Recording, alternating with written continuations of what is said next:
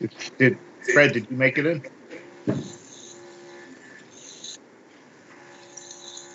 Should we go on mute, Jesse? Yes, please.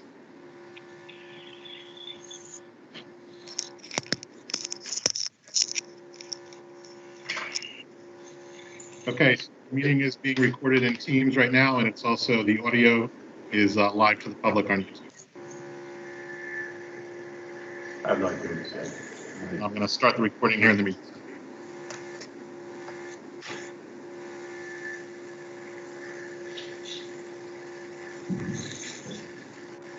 You got an echo. You have an echo in there. Just so you know. All right, Key, we're good to go, right? Is Jessica's got the recording going? Most certainly does, absolutely. Okay. Well, thanks everyone for joining tonight. I hope everyone's well and your families are safe and doing well. I don't know how long we'll be doing these meetings, but I would imagine at least another month or so. But so I would like to ask everyone, if you're not talking, if you could just put yourself on mute, and then whenever you want, you can unmute yourself and talk. But that'll relieve a lot of feedback that we may get and some of the problems we had in the last call. So welcome to the Manasquan School District Board of Education Combined Committee of the Whole meeting, a regular public board of Education meeting for April 28, 2020. A call to order. Opening statement pursuant to NJSA 10:4-10 notice. This meeting has been provided by publication in the Asbury Park Press, the Coast Star, and posted in the Borough Hall of Manasquan in the schools within the time limits prescribed by law. Please stand for the Pledge of Allegiance. I pledge allegiance Flag. to the United States of America, to the republic for which it stands, one nation, under God, indivisible, with liberty, justice for all. I think everyone's muted. I was the only one recorded there. Roll call, Sandy? Mr. Boulderman. Are they on mute? Yes. Okay, there you go. Mrs. Basone. Yes. Mr. Burns. Here. Mr. Catani. Here. Mr. Fury. Here. Mr. Hobbiter. Here. Mr. Angolia. Mr. Lenhart. Here. Mr. Lafredo. Here, Sandy. Mr. Pellegrino. Here. Mrs. Pollock. Here. Mr. Sereno. Here. We have a quorum. Okay. Our mission statement: Manasquan School District empowers all students by providing a safe, healthy, and inclusive environment where continual growth, perseverance, and rigorous academic standards are balanced with extensive extracurricular opportunities and rich tradition through partnership with the community. Statement to the public. Oftentimes, it may appear to members of our audience that the Board of Education takes action with very little comment, and in many cases by unanimous vote. Before a matter is placed on the agenda at a public meeting, the administration has thoroughly reviewed the matter with the superintendent of schools. If the superintendent of schools is satisfied that the matter is ready to be presented to the Board of Education, it is then placed on the agenda at the next combined committee of the whole and regular board meeting. The members of the board work with the administration and the superintendent of schools to assure that they fully understand the matter. After discussion during the committee of the whole portion of the meeting, the matter is focused on during the regular public board meeting agenda and presented to the Board of Education for a vote. Acceptance of minutes. Recommend acceptance and approval of the minutes of the combined committee of the whole and regular public meeting and the closed executive session meeting March 18th, 2020. Executive session minutes will be withheld from disclosure until such time as the reasons for discussing and acting on a matter in closed executive session no longer exists. Do we have a motion to accept the minutes? So moved. I make a motion. Mrs. Pasone, Second. Who was that? Bruce. Oh, and Bruce. Mr. Boulderman, Yes. Mrs. Basone, Yes. Mr. Burns, Yes. Mr. Catani, Yes. Mr. Fiore, Yes. Mr. Hobbiter, Yes. Mr. Lenhard, Yes. Mr. Lefredo, Yes. Mr. Pellegrino, Yes. Mrs. Pollock, Yes. Mr. Sereno, Yes. carried. Okay, there are no student board representative reports tonight, so we're going to move right on to the presentation. So I'll hand it over to Dr. Cajun and Dr. Crawley to discuss the 2020-21 school budget. Thank you, Dean. I want to welcome all the board members tonight and the public, and thank you for your due diligence and your selfless service to the Manasquan community. I hope this particular meeting is finding everyone safe, secure, and healthy in their homes. Tonight, both Dr. Crowley and I will present for our public hearing on the 2020 and 2021 school district budget. I'll start tonight's presentation by focusing on what's included academically in this year's budget.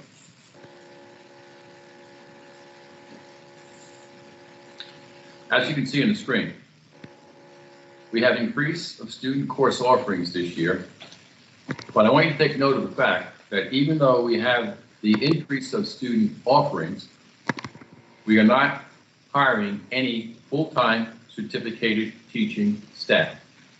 You'll see with the anticipated staffing changes, we are taking some part-time individuals, making them full-time. However, even though we have 7 new courses being offered next year, we're not hiring any new certificated staff. As you can see, next year we'll be offering, within this particular budget, AP Physics, Dance 2, Advanced Dance, Instruction Technology, Digital Photography 2, Sports and Entertainment Management, and a Public Safety Capstone class. As you can see, 4 of those classes directly impact the academies that we currently have. Next year, anticipated staffing changes are, because of the 2 classes you saw above, our part-time dance teacher will be made full-time. We have an addition of a full-time custodian who is working part-time, and we're now making him full-time because of the increase of space that we had with our referendum. The addition of a part-time security guard with no benefits. Part-time facilities secretary will be made full-time. Again, with all the things we're doing with facilities here, we had a need for that. We have a 35-hour-a-week strength and conditioning coach. We're going to make him 40 hours a week.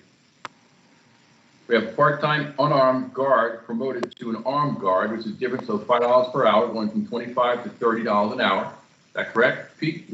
Okay. And 2 positions will be eliminated through attrition.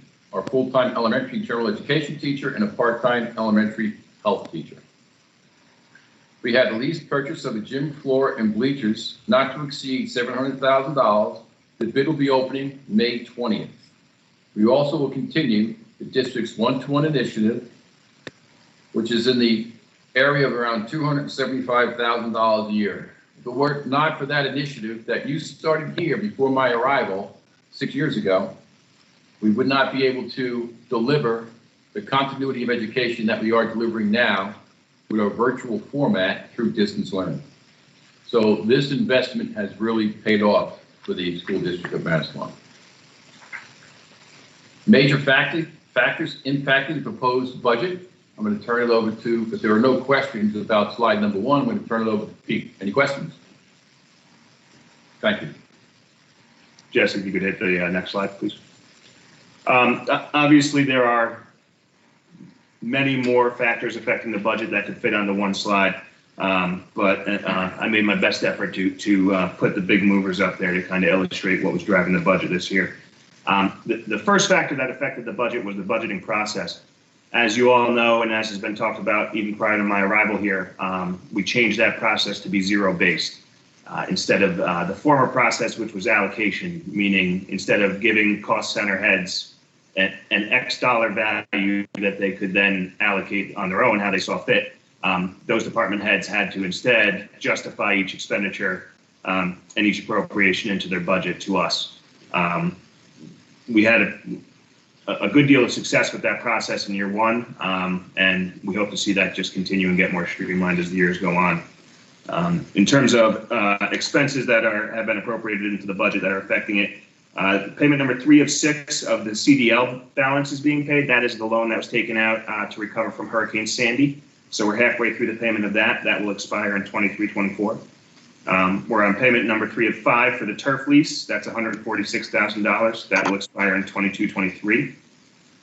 We're continuing to make these deposits to capital reserve that include $50,000 towards the turf replacement and $25,000 towards the sod replacement. These have been made annually and will continue to be made annually based on our understanding and the professional advice we've gotten for the useful life of those 2 facilities. The turf has an approximate useful life of 10 to 12 years, and the sod has an approximate useful life of 3 to 5 years before needing replacement. Dr. Cajun touched on this last meeting, but just to reiterate about the sod, we've been working with the turf consultant, South Jersey Turf, to maintain the sod on the football field in an effort to not require a full replacement every 3 to 5 years. We've seen that be successful, and actually later on in not this presentation, but my next, you'll see a picture of that sod, and it continues to be healthy. So we are hoping to not replace that sod within the 3 to 5 year range and get a couple more years out of it, but we continue to make those capital reserve deposits because we believe it's the responsible thing to do. Enrollment obviously has an effect on budget. As you can see, we are down this year by 20-some students. That's something we monitor regularly and will continue to do so. Out-of-district placement, which refers to special ed students or students with special needs who can't be educated within our facilities and incur tuition costs, is another major factor in the budget. Along with that tuition comes the transportation of those students, which is a high value line item in our budget. And finally, primarily out of our control is the increase in insurance premiums. Our health benefits rose by a little over 6.5% this year. So that's something that drives our budget and informs our decision making, and unfortunately we have little control over. Jesse, if you want to do the next slide, please. One note, Dr. Crawley is currently working diligently to try to create, not for next year, but the year after, an artistic program that we could have here at Manasquan for our students. But it's got to be the same or better than the programs that students are currently taking now. That should drive our costs down for our out-of-district placements. Want to say anything about that? Yeah, we're continuing to look into that. What we're hoping to do is recoup the costs of students who remain in district instead of being sent out, and reallocate those funds into the development of that program. There's some capital expenses associated with that program.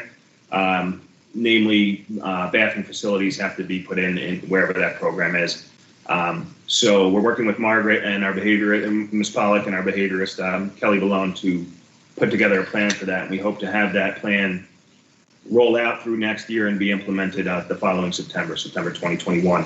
If that does come to fruition, that'll give us great relief on that tuition line, that out-of-district tuition line, as well as hopefully bring in revenue from sending districts who presumably would take advantage of us because our tuition rates would be much lower than what we're paying at those private schools.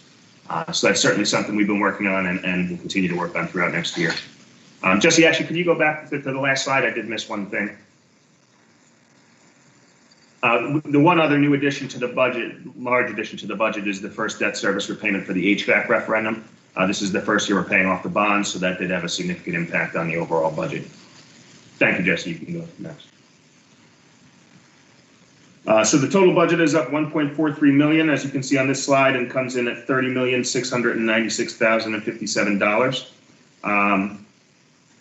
That's up 4.89%, and as I mentioned in the previous slide, a large portion of that is outside of that 2% and the repayment of that debt coming into the expense side of the budget. So that's had a significant impact.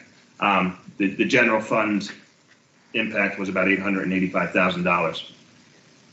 As you can see, our administrative cost per pupil actually went down, which is, from our view, good news. That means more money is going directly into the classroom and less is being spent on administrative costs on a per capita basis. And our per pupil cost overall did go up slightly, about $500. State aid, as I mentioned last week as well, or last meeting as well, excuse me, did go up 5.77%. However, this is not a huge portion of our budget. It only makes up 2.35% of our revenues. So while it went up, that's a good thing. However, it doesn't impact us as largely as some of our communities surrounding us. But I do want to address that state aid number. That state aid number came out in early March. Obviously, things have changed quite a bit since then. The state extended its fiscal year through the summer, so the state's fiscal year now ends at the end of August. We expect to get at the end of August revised state aid numbers with everything that's going on right now taken into account. So there's a realistic possibility that state aid number doesn't come in where we were initially quoted by the state and comes in lower because their revenues are obviously down. Thanks, Jess. Next slide. I'll go over the general fund revenues. And as you can see, we have two pie graphs. One is indicative of Manasquan High School's estimated revenues of $17,607,177. And the orange is representative of the Manasquan Elementary School estimated revenues of $10,998,853. And as you can see from each slide, we have different funding sources. And the funding sources for Manasquan High School revolve around basically our tuition from our sending districts. As you can see, we have 64.91% from them. We also have tuitions from individuals, which is 0.5%, which roughly speaking is how much? The figure? 0.5% of our whole budget. 150,000. Yeah, I thought about 170,000. It's about 150,000, which I think is a good thing. We continue to get more and more people interested in coming to Manasquan High School over the years. It was 42 last year. Before the break, we were up to 45. I don't know where it's going to fall now with what's happening, but we'll see in September. But I think it's something to notice as it goes up every year. We have our tax levy, our state aid, extraordinary aid, miscellaneous revenue, and of course our Medicaid reimbursement, which is $7. For the elementary school, you can see the $10.9 million comes from basically the Manasquan tax pay, as well as state aid, miscellaneous revenue, semi-tuition from others, which is, we have about 0.5% there, and we also have individual tuition payments there. But one thing that we've tried to do since I've been here is present a look into our budget from two different revenue sources, and we have two different sides of the street, and as you can see the difference in the estimated revenue from the high school and the elementary school. Questions about that at all?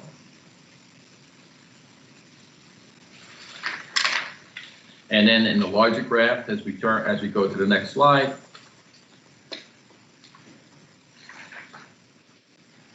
or we go black, whatever the case may be.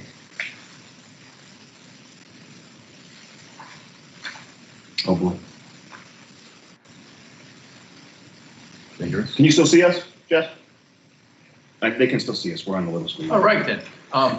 The general fund revenues is just the largest slide of the two smallest slides, but together, because this represents the district funds that we have. And I think it's self-explanatory as we're trying to correct technical difficulties that we have here. But we can see the other screens, so we're good. Any questions about the general fund revenues at all?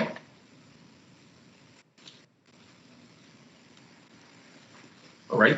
Then we have, on the next slide, you can see our general fund appropriations. We're good, bud. We're good. Just got to hit the slide. Oh, sorry.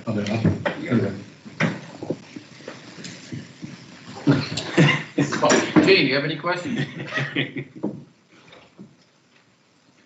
I'm treading water here until Jesse turns the slide, okay? There you go. All right, I would have signed, but everybody would have turned off the computers, but. Okay, Jesse, go to the next slide, please. Yes. No, we want the Manasquan High School, the academics. All right. What we just looked at service our co-curricular programs. And the next several slides focus on exactly where we are in each particular academy. As you can see, our Academy of Engineering, our current enrollment, we have 100 students, and we're affiliated to NJIT. which I think is extremely commendable. They're doing a great job with that. You can see the classes that are there as well. We have the Academy of Finance, 188 students. It continues to grow. Affiliation with George and Court University. Jess, next slide. The Academy of Health and Careers, enrollment 162 students with the affiliation with Rutgers University. You can see the course selections there, and each particular academy, along with it, they do have college credits that students can obtain from passing the classes or the tests that are offered by the affiliated school. Our Public Service Academy, current enrollment, we have 100 students. Our affiliation is with Brookdale Community College. The Academy of Fine and Performing Arts, which is just starting, I'm proud to say, as we go into our second year, has 92 students, and we have internship and shadowing opportunities that we're setting up now. We haven't chosen the affiliation yet, but we'll be doing that next year. Also, our academics are continuing in our elementary school. Next slide, Jess. And one of the things that most outstanding about this year's budget, although it was wrapped into the actual costs that the elementary school had last year, is our new K-6 mathematics program, Ready Math, and through Curriculum Associates. We also have the inclusion of our new K-6 iReady, which is an online assessment program that came along with our Ready Math curriculum that we purchased. The inclusion of our new IXL Online that we've been using this year and that we're going to use to develop our assessment to see exactly where the gaps are with our learning so we can go to our summer enrichment programs this year. Also, new Gizmos, which is an online science or STEM program that's going to continue through grades 6 through 8. And also the STEM program with an instructional supervisor will continue. We also have our STEM summer camp. So you can see from the academics that we're offering at the elementary school, we're going to continue what we put in place and actually expand on those. Okay.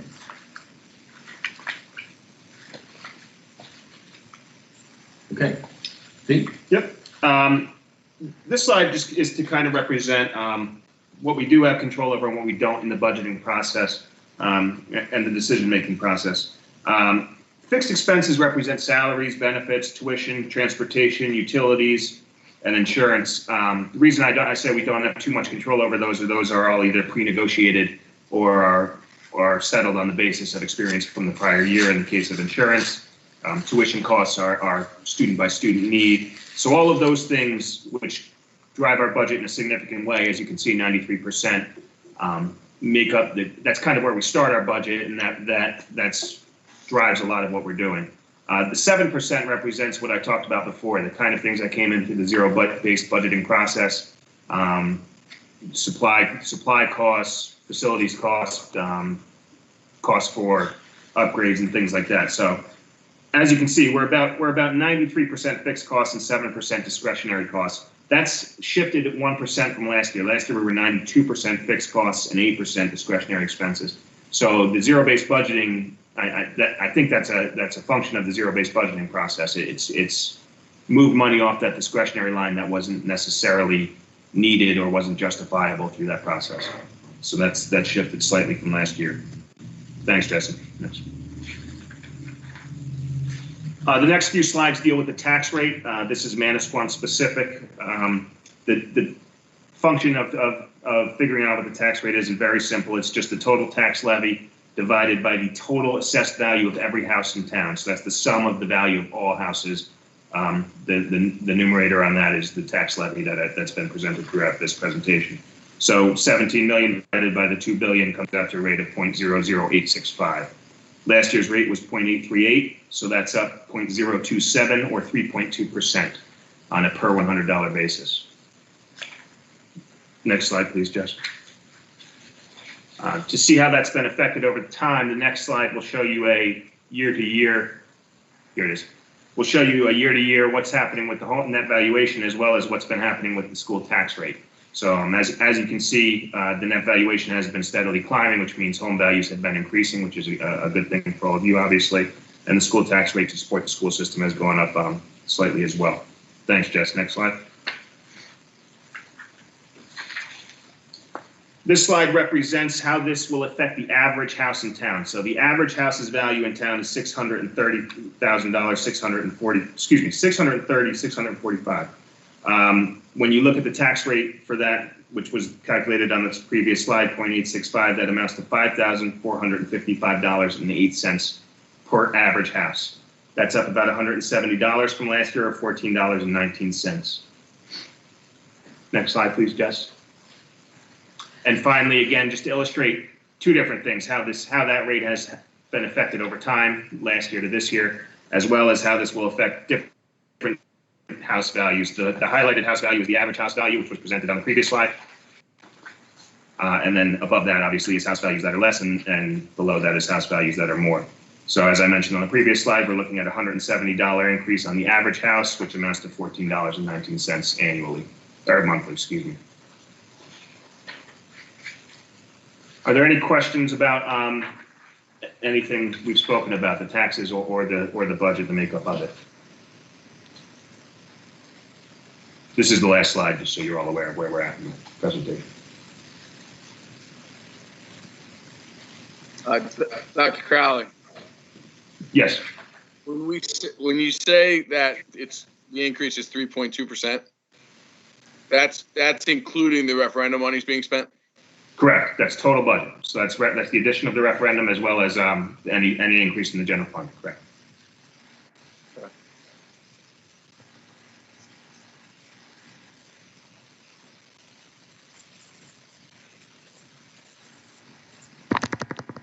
Anyone else? We good? See no other hands being raised. I'm going to move to the science results from the Science Spring 2019 score report. Was created by Mr. Richard Coppola, the Director of Curriculum and Instruction, and presented by myself this evening, according to state statute. Go to the first slide, Jesse.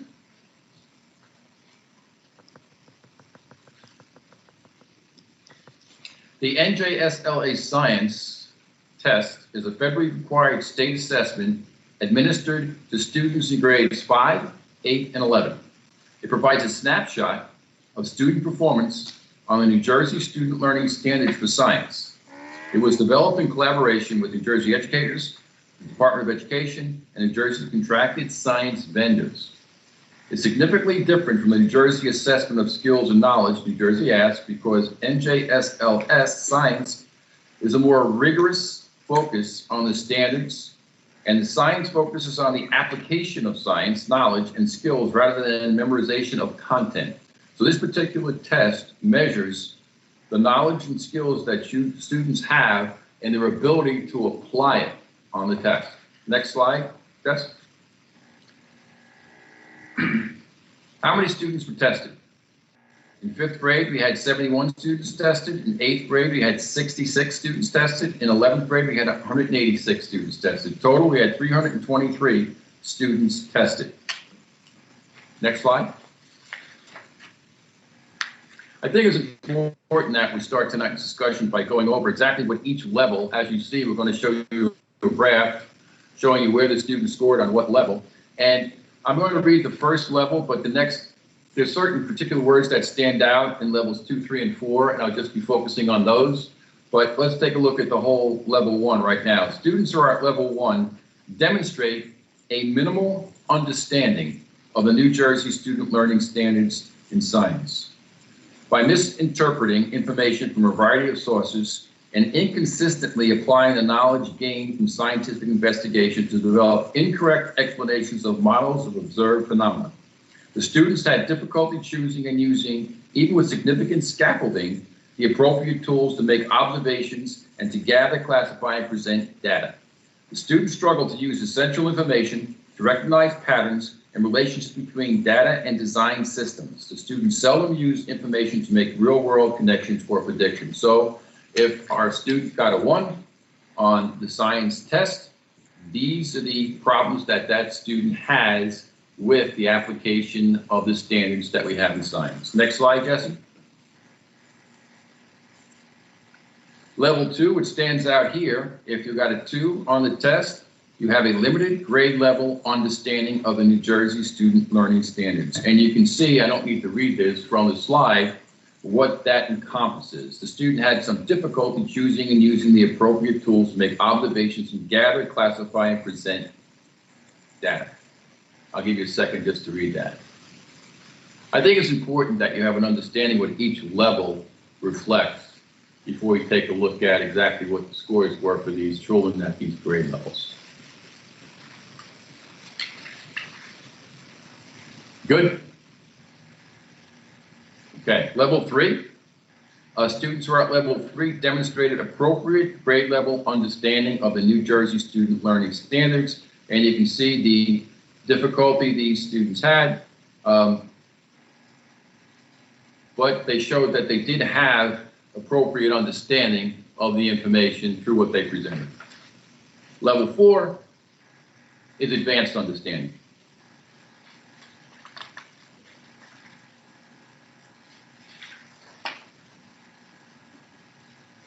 Okay, now to the graph. As you can see, the percentage of students at each performing level. Level 1 is minimal. Level 2, again, is limited understanding. Level 3 is appropriate. And level 4 is advanced understanding. The graph at the end, or the row at the end, is just a combination of putting 3 and 4 together with a percentage of the proficient. Those students represent proficient. So as you can see, grade 5, we had 12.7 students involved in level 1, and you can read across 52 in level 2, 29 in level 3, and 5.6 in level 4. Combining 3 and 4, it's 35.2 students. Grade 8, you can read across the same, and as you can see, in level 4, we only had 6.1 students, 27.3 of those students. You combine level 3 and level 4 together with the appropriate and the advanced understanding. And in grade 11, as you can see, level 2, we had 36.6 students, which is limited understanding of the science, of application of the science standards. And we had 36.6 to combine level 3 and level 4.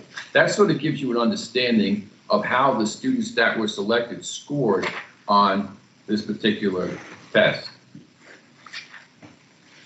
Next slide, Jesse. This is a combination, a comparison between our district and where the state scored in level 1, level 2, level 3, and level 4. And as you can see from the slide, as you read across, we could have done better, I think, in each category that we're looking at. And possibly we've done the best in grade 11. But this gives you a picture of where we are in regards to the science test. I'm sure there's no questions yet. Questions? Good. If we go to the next slide, there's a comparative performance report regarding the state, and this is for in colors. And as you can see, in comparison to the state where we are, and it seems like in each category at level 3 or level 4 that we're standing out in that particular category in comparison to the state. I would have hoped we would have done better, but we're going to see exactly what we're going to do with the results that we got to make sure that we do better next year. Next slide, Jess. This is a slide illustrating all the students in our subgroups.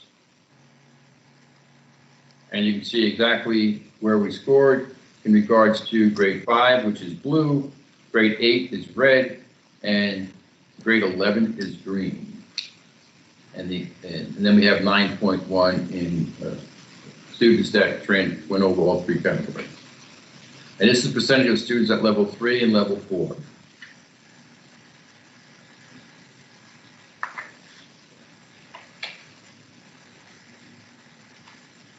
Okay, next slide, Jess. In the elementary school, I think it's important to look at how we're moving forward. And next year, we're going to be looking at focusing on using project-based and inquiry-based curriculum programs. One of the things, virtual labs and Gizmo's platform is going to help us with the application of the standards that we just looked at, how we scored with our students, being able to apply the standards through mathematical and science integrated questions. Also at the high school, we're going to continue an analysis and discussion of student achievement since transition from the 5.5 semester block to the rotating modified block in 18-19. Next slide, Jess. And also in the high school, we're going to integrate PLCs to discuss exactly where we are. We have the new lab space that we're expanding our course structure, which is going to help us in the high school. So how are we going to do better on the test? I think these are some areas that we're utilizing to make sure that we do become more advanced in the application of our science standards. Next slide, Jess.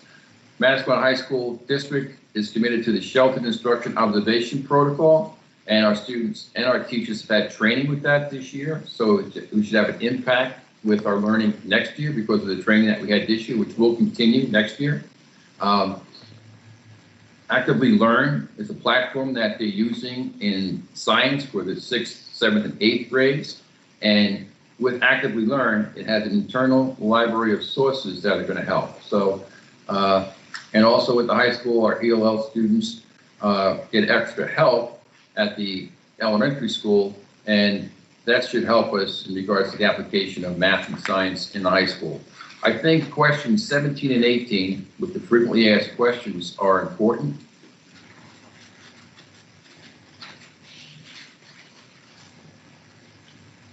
Question 17, when will the NJSLA science scores be utilized in New Jersey CUSAC?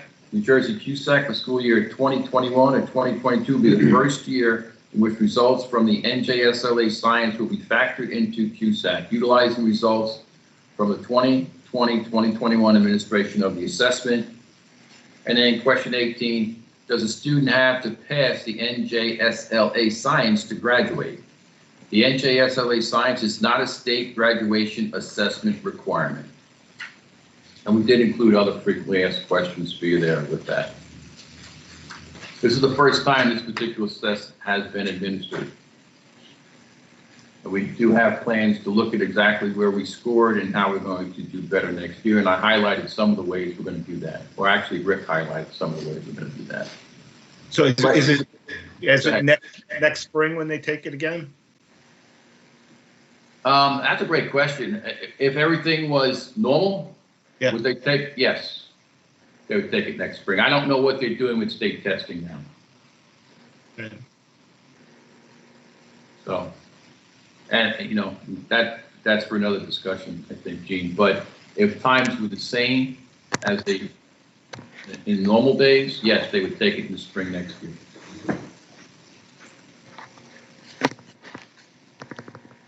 Good? Or no questions? I don't know if it's good, but if there are any questions.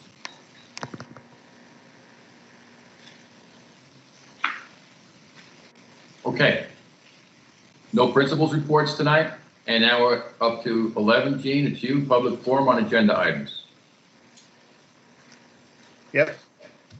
So time may be allotted for public comment at this meeting. Each speaker may be allotted a limited time when recognized by the presiding officer. In the event that it appears the public comment portion of the meeting may exceed 45 minutes, the presiding officer may limit each statement made by a participant to 3 to 5 minutes in duration.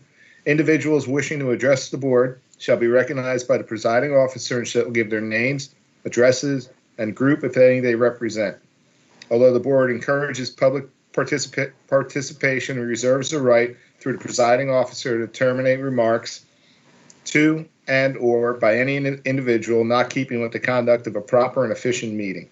During the public participation portions of the meeting, the board will not respond to questions from the public involving employment, appointment, termination of employment, negotiations, terms and conditions of employment, evaluation of the performance of, promotion or disciplining of any specific or prospective or current employee. This public forum is limited to comment on items included in this agenda only. Pete, do we have anyone? No, no one indicated they'd like to make a comment, Gene. Okay. That said, I assume no one would like to comment on any other topics on the agenda or not? That's correct. Okay. So then we'll move on to our discussion items and turn it back over to Dr. Cajun. Thanks, Gene. Committee of a whole, Education, Curriculum, and Technology. I thought it was important that we start tonight by focusing on what we've been doing from March 18th to April 28th. And I want to thank the teachers, the students, the parents, for everyone who actively embraced trying to maintain a sense of normalcy here and following our bell schedule the way we had followed it every day since we opened in September. And then we made that adjustment as we moved forward. And I think to get our hands around exactly how well we're doing with our virtual learning platform, it's important that we look at certain benchmarks. And I think the first thing that we should look at is the marking period average grades that we had from first marking period, second marking period, and third marking period. Understand that the virtual learning component really was only involved with the last 2 weeks of the third marking period.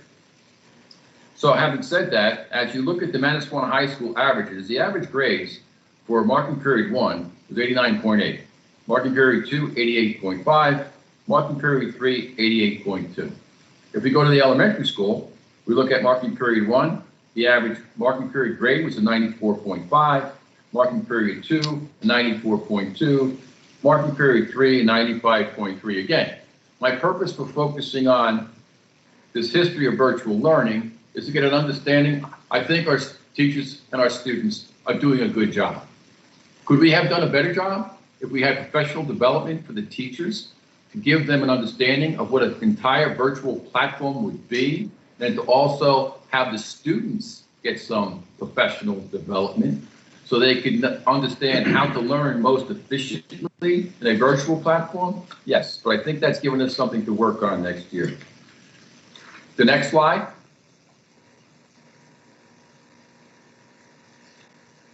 Is a look back at the Manasquan High School daily attendance rate. I think you have to look at grades and you also have to look at attendance. And as you can see here, the orange bars are from the high school E-days. And this is actually showing us a breakdown of attendance between the 18-19 and the 19-20 weeks we had school. And you can see the attendance that we're having on virtually is just as good, if not better, than what we had in 18-19. And this chart is for the high school. The next chart, so actually we're averaging in the high school right around, I'm going to say, for argument purposes, 95%. The Manasquan Elementary School daily attendance, they take attendance every day, hovers right around 100%. 99.8% we're seeing on April 13th and April 14th, and then we had a 99.8% and 99.8% on April 20th and 21. Understand that the state, when they put out their guidelines for the COVID-19 virtual learning platform, mandated that pre-K to 5 students are presumed present unless knowingly not participating in instruction. So unless we know a child purposely is not participating, any pre-K to 5 child mandated by executive order by Governor Murphy, mark them present. Okay. I think it's important that we take a look at exactly what is virtual learning. Virtual learning is not home instruction. Virtual learning is different than home instruction. Virtual learning is basically distance learning conducted in a virtual environment with electronic study content designed for self-paced, asynchronous, or live web conferencing, synchronous online teaching. And that's what we do. That's virtual. It's not home instruction. We're not providing academic services to limit the educational effects of a long-term absence. We're actually focusing through an asynchronous environment and a synchronous environment on continuing the coordination and continuity of our curriculum. Next slide, Jess. What is actually happening? What do we do in this virtual learning atmosphere? Well, from preschool to grade 5, here's exactly what those students are involved with.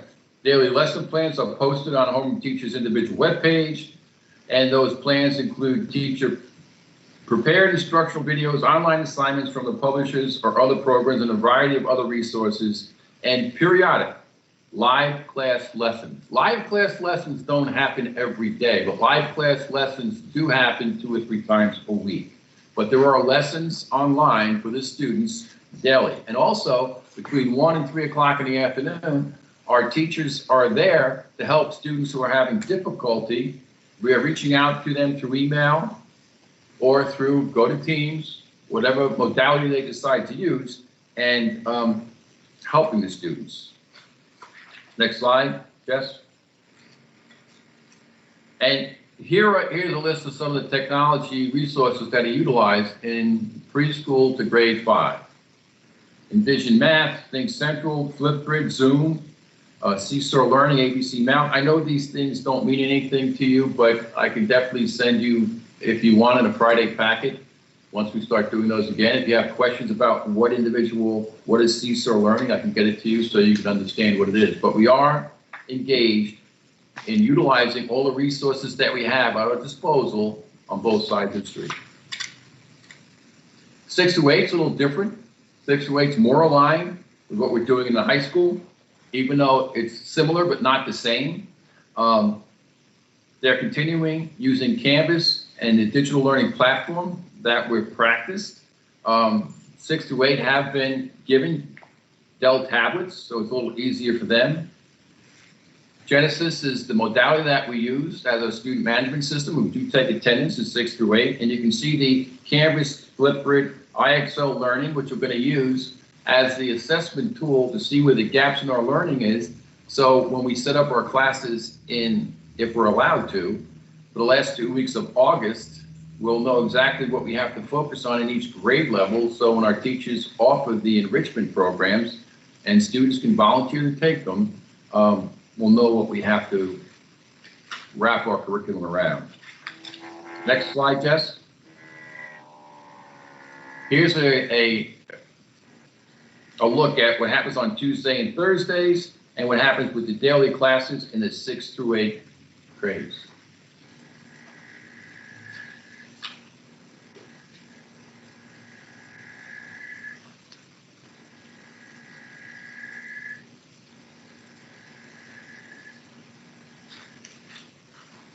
Okay, Jess, next slide. You have all these documents on the portal, correct, Pete? Yeah, okay. So I'm not moving too fast. In the high school, it's sort of a horse of a different color. We do utilize the Canvas platform. It's an entirety. Teachers have the opportunity to chat with their classes, to actually have a calendar where teachers post a day's assignment and post when it is due.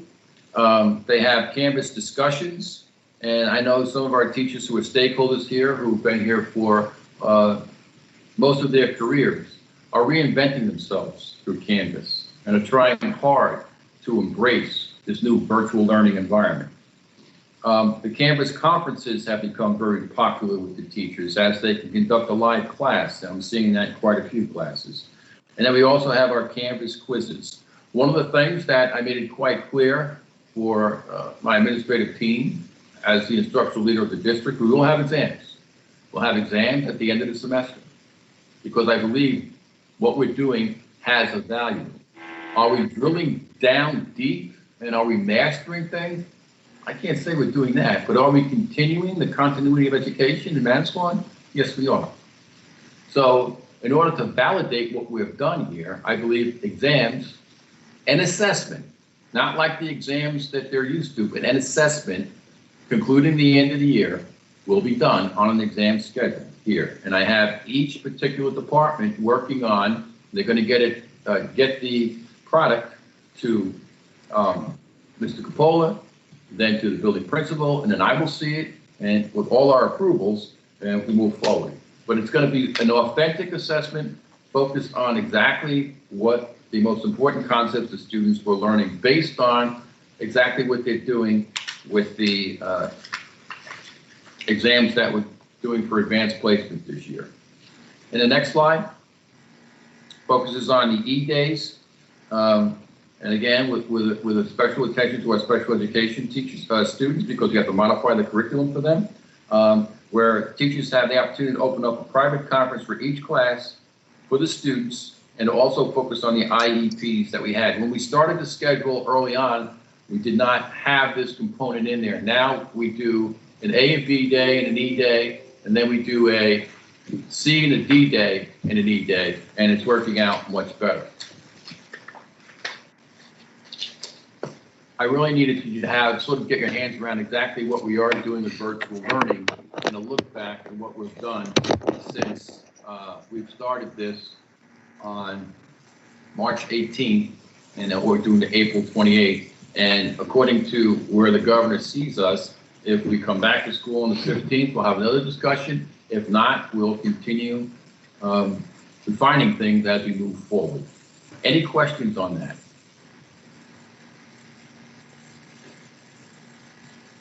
Again, I want to compliment our staff, our students, and our parents for taking a difficult situation, making it more normal than less.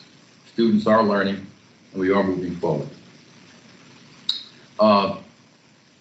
Regarding summer enrichment proposals, we're going to assess our learning gaps, and then we'll move forward, hopefully the last 2 weeks. We do have the money. We're going to invite our sending districts. I haven't had that discussion with them yet. If they feel if any students who are coming to Manasquan High School needs enrichment, the classes will be open. And I have to be a little nebulous about this now because I don't know what the numbers are. And we don't know if we're going to be back on the 15th, or we're going to be back on the 12th, we're going to be back in September. So as soon as we get all those things, I'll present the board with a plan of action well in advance of the first week in August. But we will have a summer enrichment program if we can. I think we have to fill in the gaps, and we'll get that from our IXL assessments that we're giving in the elementary school. Now, in regards to the high school, those gaps will be filled in the beginning of September next year, as each department will audit exactly where they feel their students are with each particular subject matter, and we'll move from there. But again, we'll have a discussion about that as we move closer to the end of the year. Any questions at all about summer enrichment or assessing the learning gaps?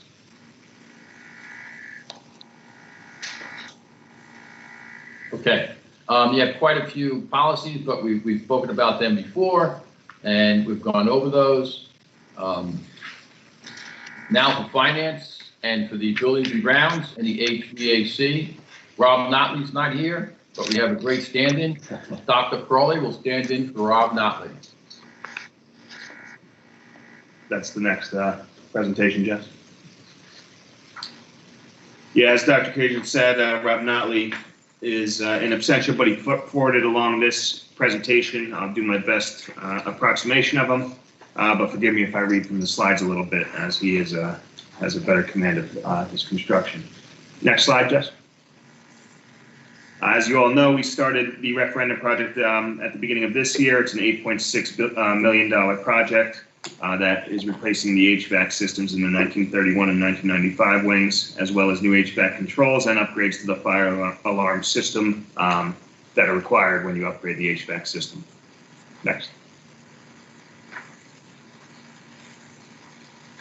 Thermo Piping has been the awarded contractor, and they've been working on it since December 23rd this year.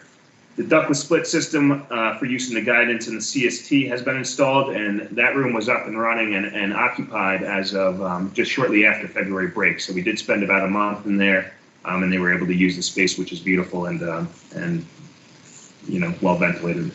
The roof penetrations for the ductwork in the 1931 wing are now 85% complete. The roof penetrations for the 1962 wing are 90% complete. And they're beginning the roof penetrations in the 95 wing this week. A lot of that has to do with roofing work, so that we had to wait for the weather to get a little warmer. It's been rainy, but we've been doing our best to move along with that. Next slide, Jess.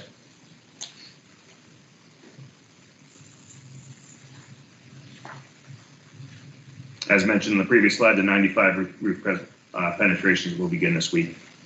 The 31 wing boiler room and existing boilers and pumps have been demolished. The new boiler has been installed, which I'll show you a picture of shortly. And new boiler number 2 will be installed after chilled water piping is demolished. One thing about that, we've been doing our best to give TPI leeway to move forward with work as aggressively as possible within the extent that we know we're going to be shut down. So we haven't been able to give them permission to demolish that chilled water piping because at this point, there's the possibility at least that we'll be back for the school year. So we can't shut down the chilled water for the school year. However, once we get word that we will be out until summer, we can give them the go ahead to demolish that out and start installing boiler number 2. In the 95 wing, the boiler, the demo is complete and the new boilers have been installed. I think we can confirm the demo is complete because it's about 50 degrees in the room Frank and I are sitting in. So that demo went very well. Next slide, Jess. We're starting to put in unit ventilators in all the classrooms. They've been delivered in part. They're in the hallways right now and are starting to go in. The demo of those UVs has already taken place, so now it's just a matter of putting in the new ones. One thing that came up in that demo was that there's lead paint behind many of those unit ventilators.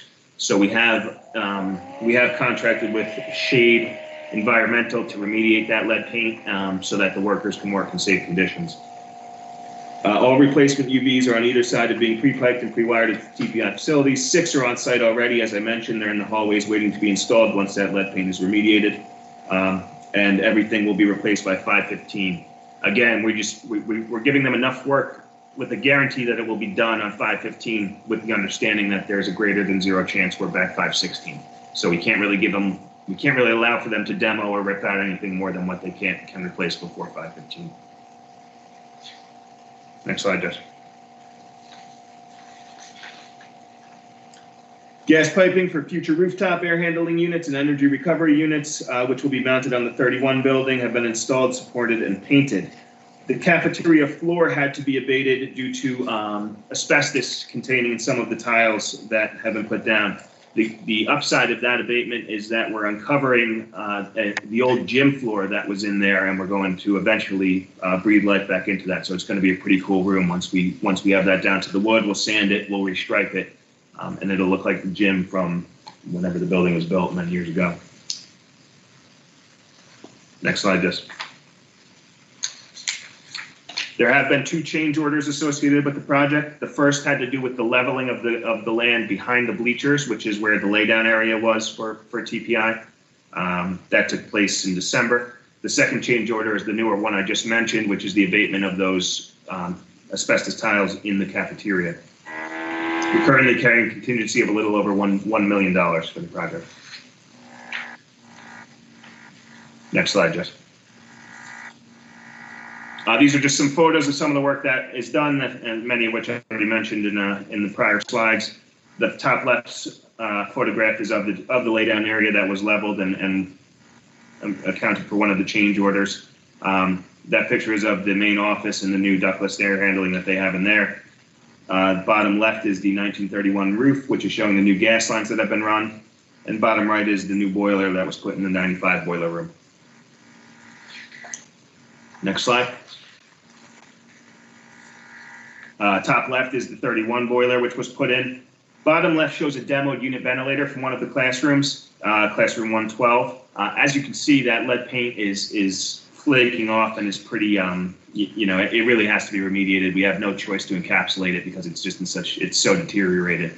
So that, as I mentioned before, Shade International was taking on, or Shade Environmental, was taking on the task of remediating that so that it's safe for the people who are installing it. On the right side is a picture of the cafeteria in abatement conditions that they had to seal it off with plastic sheeting completely so that no air could escape the room. And if you do look closely, you can see the old wood floor. You can see some of the striping on it. I think we're looking at the key on what is now the main food line, the a la carte food line there. So again, that'll look pretty cool when it's done. It'll be a pretty unique room once we refinish those floors. Next slide, Jess.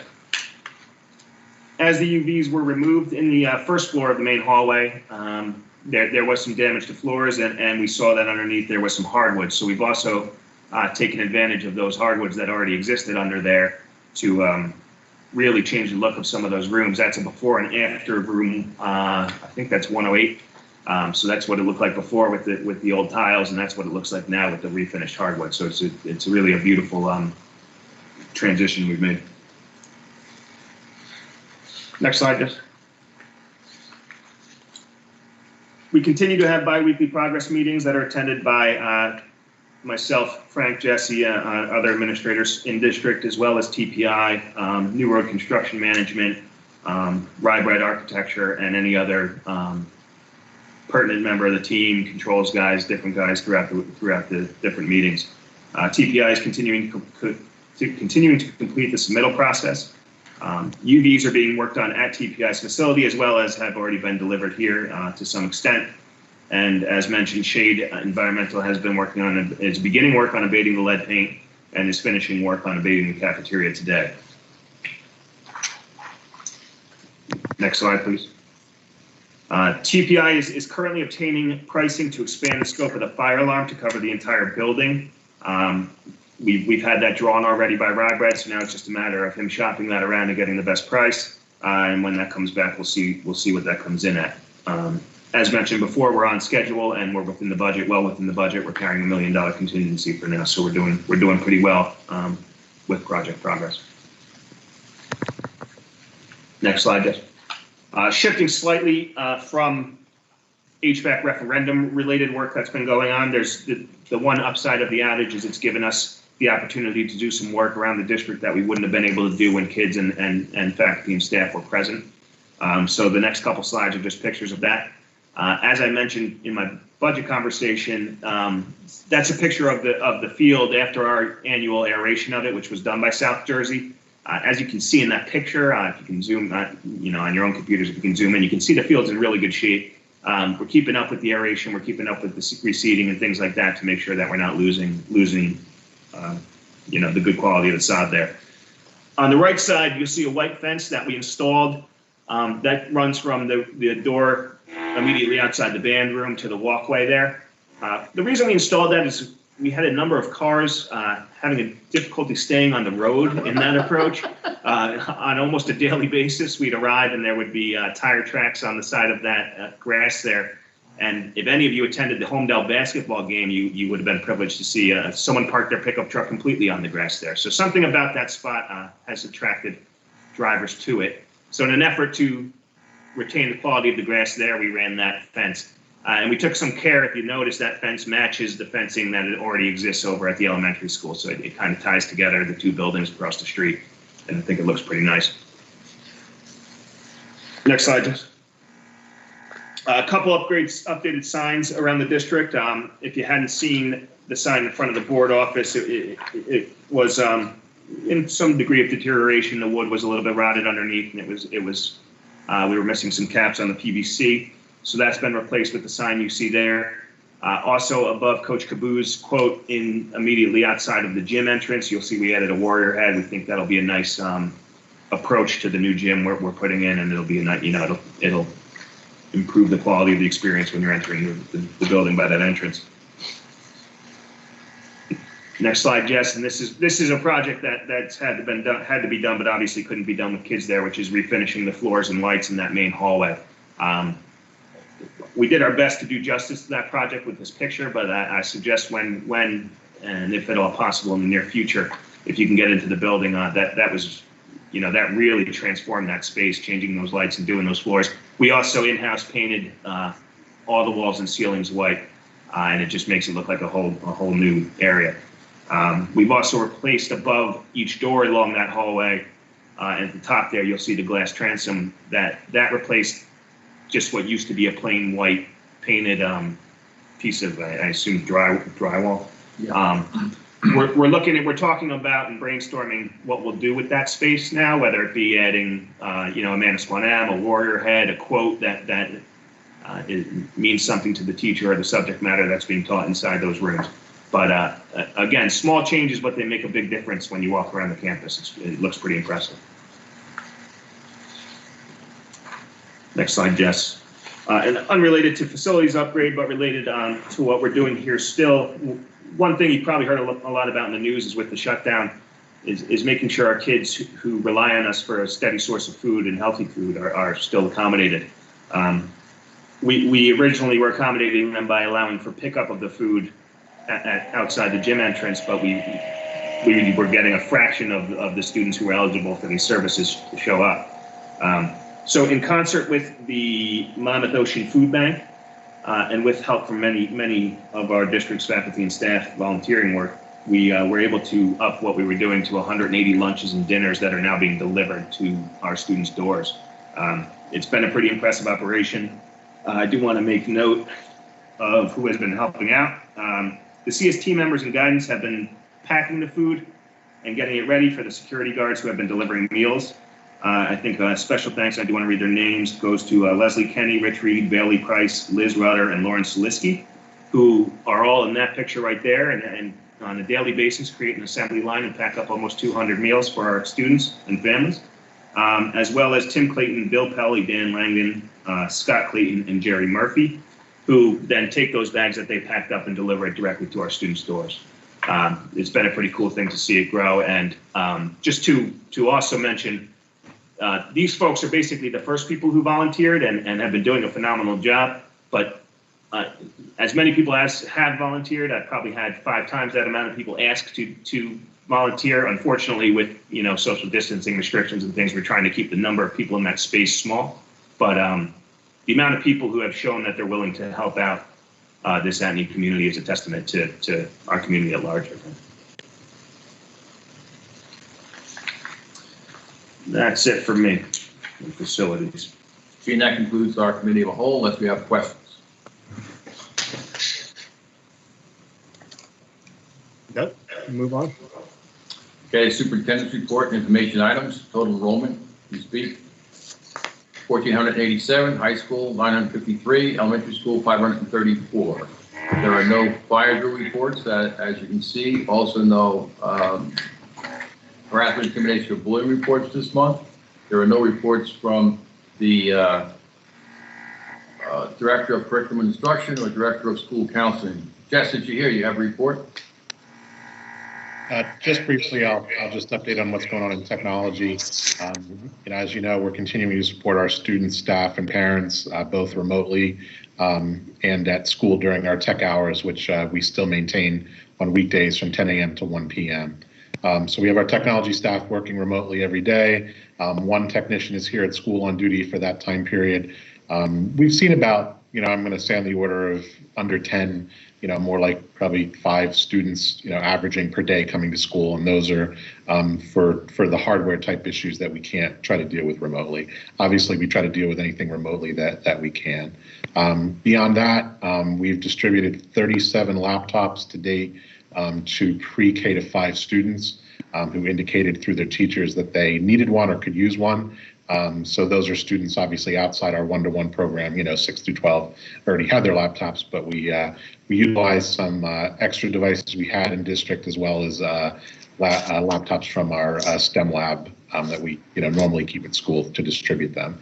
We've also given out 3 wireless hotspots to students who indicated that they were having difficulty or didn't have access to Wi-Fi at home.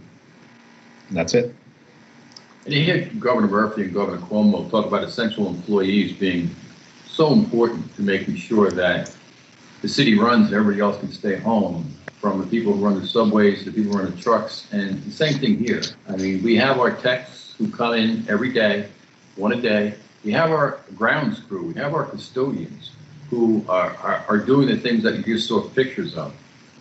We have our teachers, of course, who are home, but they're reaching out to the students every day. And to make this work, and virtual learning is working, is it drilling down deep enough in regards to getting mastery? Probably not. But we're continuing the continuity of education, which is so important. And if this ever happens again, we can scratch the surface of mastery, because we're going to make sure that our teachers and our students embrace this new concept and get some professional development with it. So I think that I don't want to go without thanking all our essential employees that we have here. Just those 5 students that showed up today and had a problem with their laptop because they wanted to get on and learn something virtually, we service them. So it's important to say thank you, and I'm doing that. I want to thank all these people who are so actively engaged. They got families too that they leave on a daily basis to come here and make sure everything's working well. So we're getting it done. Thanks, Jess. That concludes my superintendent's report. Thank you. Do we have a motion to approve and accept the superintendent's report? Yes, by Martin. Martin, Tom, raise your hand. I can see you. Fred. Second. And Fred? Mr. Bolderman, Yes. Mrs. Basone, Yes. Mr. Burns, Yes. Mr. Catani, Yes. Mr. Fiore, Yes. Mr. Hovater, Yes. Mr. Lenhart, Yes. Mr. Lafredo, Yes. Mr. Pellegrino, Yes. Mrs. Pollock, Yes. Mr. Sereno, Yes. carried. That brings us to the Manasquan general items. Does anyone need anything separated out from items 15 through 21?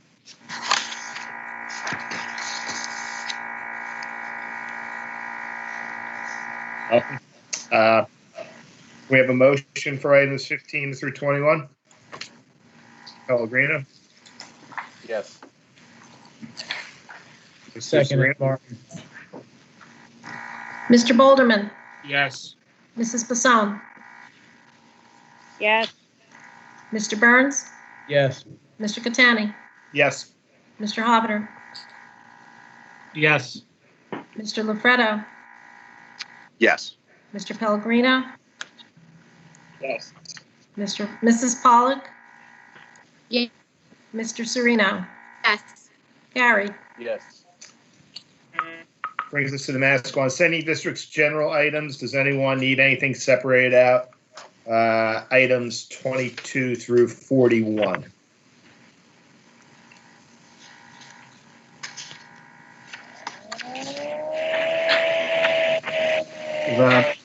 We have a motion for items 22 through 41.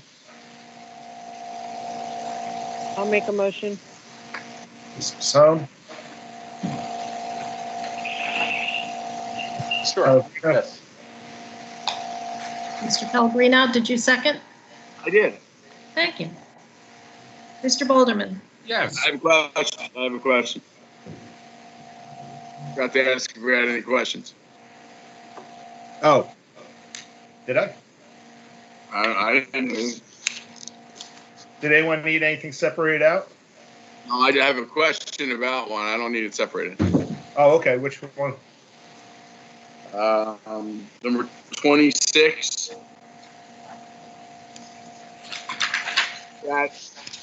Where are we with the RFP schedule, and is that the same as last year's? That is the same as last year's. Let me pull up the RFP schedule to, No, that's fine. As long as it's the same as last year, that's fine. yeah, Sandy, do you happen to remember when we went to RFP for them while I'm pulling up the schedule? that was 2 years ago. 2 years ago. We're fine on that. And earlier during the budget presentation, you said that obviously the insurance premium increase is part of the reason for the budget. What was our healthcare increase that you budgeted for? What was the final percentages? Yeah. Let me get on my notes. Ballpark. I'm not gonna. Yeah, over 6%, a little over 6%. When combined, when inclusive of prescription, dental, and health. Thank you. That was 5.6. Are we ready Any for other the questions? calendar? That's all I got. Okay. Mr. Bolderman, Yes. Mrs. Basone. Mrs. Yes. Basone? Mr. Burns? Yes. Yes. Mr. Catani? Yes. Mr. Fiore? Yes. Mr. Hovater? Yes. Mr. Lenhart? Yes. Mr. Lafredo? Yes. Mr. Pellegrino? Yes. Mrs. Pollock? Yes. Mr. Sereno? Yes. Carried.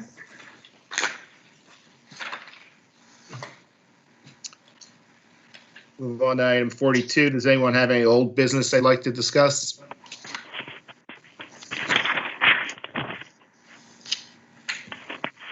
Any new business?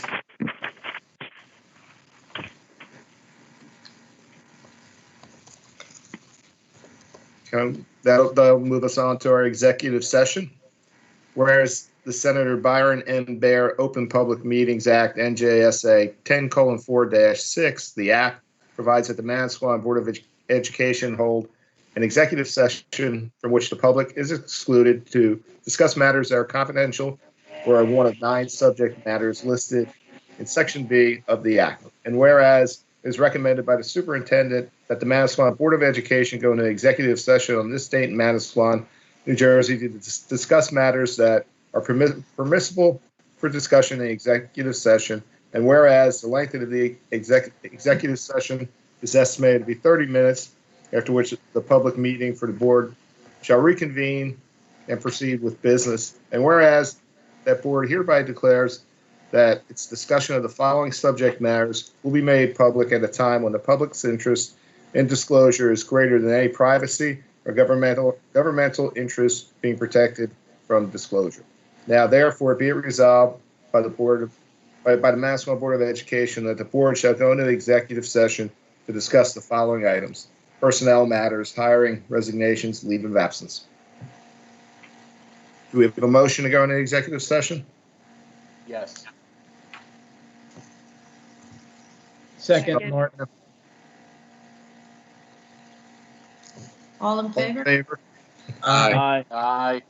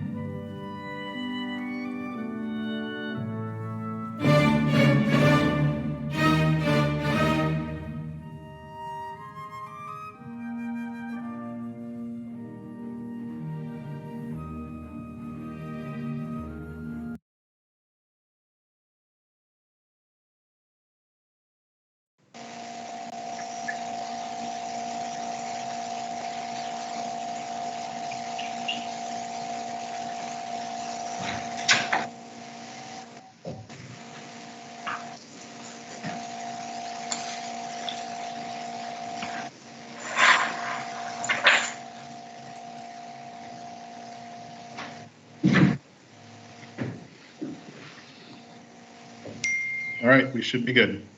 Okay, do we have a motion to reconvene our regular public meeting? Yes. I make a motion. So, Mr. Sereno?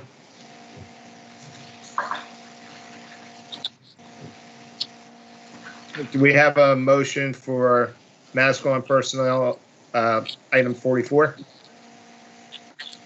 May I just take roll call? I'm sorry. Oh, I'm sorry, yep. That's okay. Mr. Boulderman, Yes. Mrs. Basone, Yes. Mr. Burns, Yes. Mr. Catani, Here? Mr. Fiore. Here. Mr. Hobbiter, Here.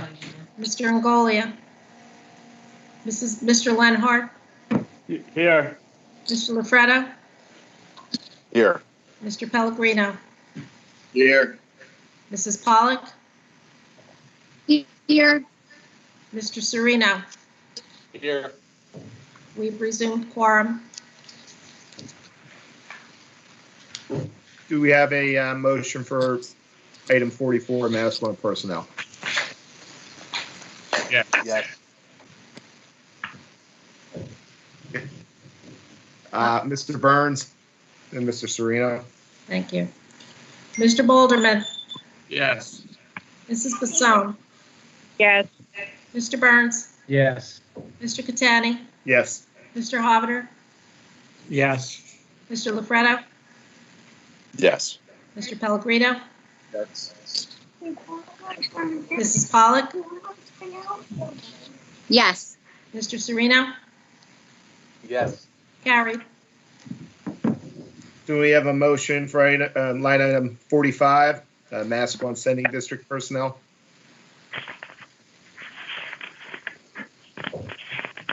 I'll make a motion. Second. Mr. Burns. So, Mr. Boulderman,